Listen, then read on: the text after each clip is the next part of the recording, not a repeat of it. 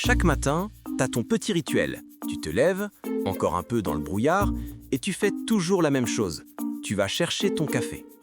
Cette odeur, ce bruit de tasse, cette première gorgée, c'est ton vrai clic mental, ton signal de « je commence ma journée ».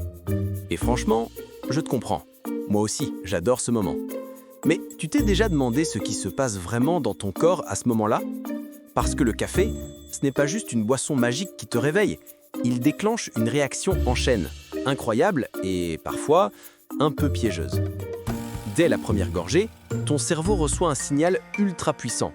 La caféine vient se brancher sur les mêmes récepteurs qu'une molécule qu'on appelle l'adénosine. L'adénosine, c'est ce qui te fait sentir fatigué au fil de la journée. Quand elle s'accumule, ton cerveau te dit « stop, repose-toi un peu ». Mais là, la caféine bloque ces signaux. Elle trompe ton cerveau. Résultat, tu crois que tu es frais, concentré, prêt à raffronter la journée, alors qu'en réalité, ton corps est toujours fatigué.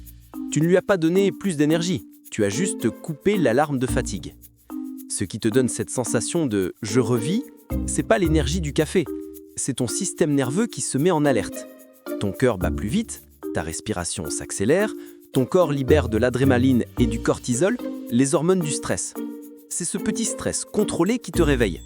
Donc oui, le café te booste, mais techniquement, il te met dans un léger état de stress.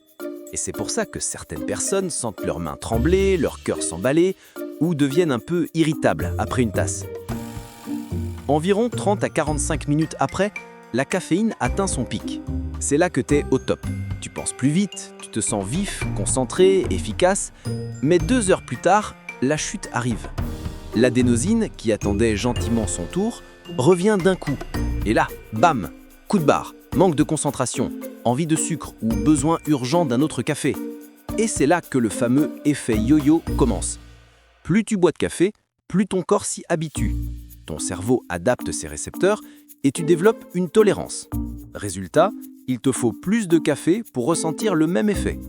Et si un jour tu arrêtes d'un coup, ton cerveau est perdu. Maux de tête, fatigue, irritabilité.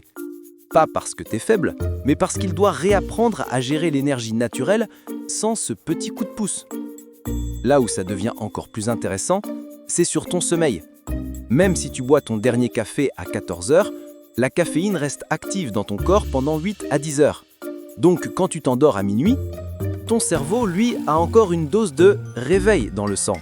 Résultat, ton sommeil est plus léger, moins profond, et tu récupères moins bien. Tu te réveilles fatigué et que fais-tu? Tu reprends un café.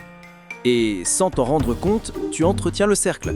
Fatigue, café, sommeil perturbé, refatigue. Mais attention, le café, ce n'est pas ton ennemi. C'est une question de timing et de dosage.